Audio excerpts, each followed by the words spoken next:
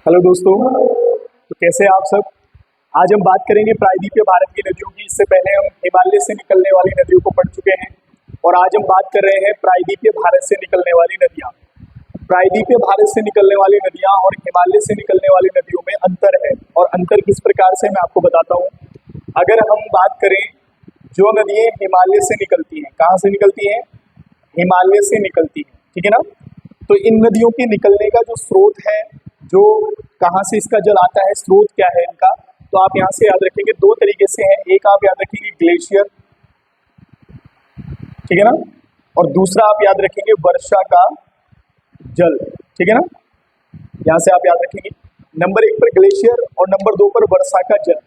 यानी कि जो ये नदियाँ हिमालय से निकलती हैं उनके जल का स्रोत दो तरीके से है, जो आपने अभी पढ़ा भी है। जैसे मानसरोवर झील से जो नदी निकली है वहाँ पर अंगासी ग्लेशियर है, ब्रह्मपुत्र नदी का उद्गम स्थल होता है, और आपका चोमायुंडू ग्लेशियर सिंधु नदी का उद्गम स्थल होता है, या अन्य जो भी नदी हमने उत्तराखंड की भी पढ़ी है, उन सबका जो स्रोत है जल का वो ग्लेशियरों से है। जो बर्फ के पहाड़ हैं, बमक, हिमानी, हिमनद भी जिनको कहा जाता है, ठीक है ना। और दूसरा वर्षा का जल, कि वर्षा होती है जो है उससे भी जो है वहाँ का नदियों में जल आता है, ठीक है ना। लेकिन वहीं अगर हम बात करें बच्चों प्रायद्वीपीय भारत की नदियों की, तो आप प्रायद्वीपीय भारत की नदियों के जल का जो स्रोत है वो सामान्यतः वर्षा का जल है। यानी कि प्रायद्वीपीय भारत की अधिकांश नदियां वर्षा के जल पर निर्भर करती हैं। जैसे आप यहाँ से देख सकते हैं, यहाँ नदियां मौसमी है, इसमें जल का जो स्रोत है वो वर्षा का जल है। यानी कि प्रायद्वीपीय भारत की नदियां जो आपको देखने को मिलेगी वो वर्षा के जल पर निर्भर हैं। ग्रीष्म काल में ये बहुत ही बारीक या कम धारा में बहने लगती है। उसका कारण ये है कि इसका काफी हिस्सा जो है वो क्या हो जाता है, सूख जाता है गर्मी के कारण, ठीक है ना।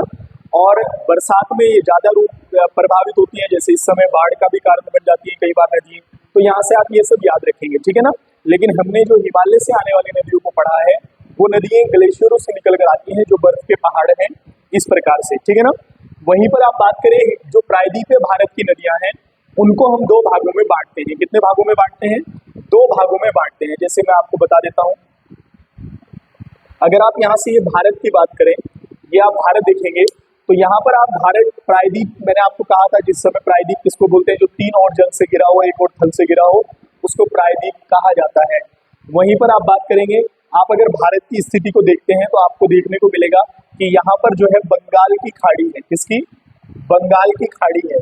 और यहाँ पर जो है हिंद महासागर है, जो कि बंगाल की खाड़ी का ही भाग है। यहाँ पर आपको जो है अरब सागर देखने को मिलेगा, ठीक है ना। तो हम प्रायद्वीपीय भारत की नदियों को दो प्रकार से बांटते हैं। एक वो जो कि बंगाल की खाड़ी में गिर रही हैं, और दूसरी वो जो कि अरब सागर में गिर रही हैं। यानी कि अरब सागर में गिरने वाली नदियां और बंगाल की खाड़ी में गिरने वाली नदियां, ठीक है ना। तो यहाँ पर मैंने लिखा है चार्ट में, आप देख सकते हैं जो नदियां बंगाल की खाड़ी में गिरती हैं उनको भी बनाया है। जैसे सबसे पहले बात करें दामोदर नदी, ये प्रायद्वीपीय भारत की नदी है, लेकिन इसकी बात हम हिमालय की नदियों में भी कर चुके हैं। कल आपने देखा होगा अगर ब्रह्मपुत्र तंत्र को, तो वहां पर हमने इसको पढ़ा है, ठीक है ना। उसके बाद स्वर्ण रेखा नदी, उसके बाद बैतरणी, ब्राह्मणी, महानदी, गोदावरी, कृष्णा और कावेरी, ये जो नदियां हैं और भी हैं इसके अलावा, ये जो नदियां हैं ये बंगाल की खाड़ी में गिरती है। अब इनके बारे में विस्तार से हम पढ़ेंगे एक एक नदी को, कि दामोदर नदी कहाँ से निकलकर कहाँ गिरती है, वहीं स्वर्ण रेखा नदी कहाँ से निकलकर कहाँ गिरती है, इन सब के बारे में भी हम पढ़ेंगे, ठीक है ना। फिलहाल आप देखें, अब जो नदियां अरब सागर में गिरती हैं उनकी बात करते हैं। तो साबरमती, नर्मदा, ताप्ती, इसके बारे में भी आपने सुना होगा, बड़े एग्जाम में पूछा जाता है। लूनी नदी कच्छ के रण में समाप्त हो जाती है। शरावती, मंडावी, मांडवी, पेरियार और भरतपुजा। कई बार पेरियार और भरतपुजा नदी के भी बारे में पूछा जाता है कि किस राज्य में जो है बहती है। तो अब हम बात करेंगे बच्चों प्रायद्वीपीय भारत की नदियों में जो नदियां बंगाल की खाड़ी में गिरती हैं उनको एक एक करके हम पढ़ेंगे, और फिर जो नदियां अरब सागर में गिरती हैं उनको भी हम पढ़ेंगे, ठीक है ना। फिर उसके बाद अगले ज्योग्राफी का जो भी आगे का कॉन्सेप्ट होगा उसको क्लियर करेंगे, ठीक है ना।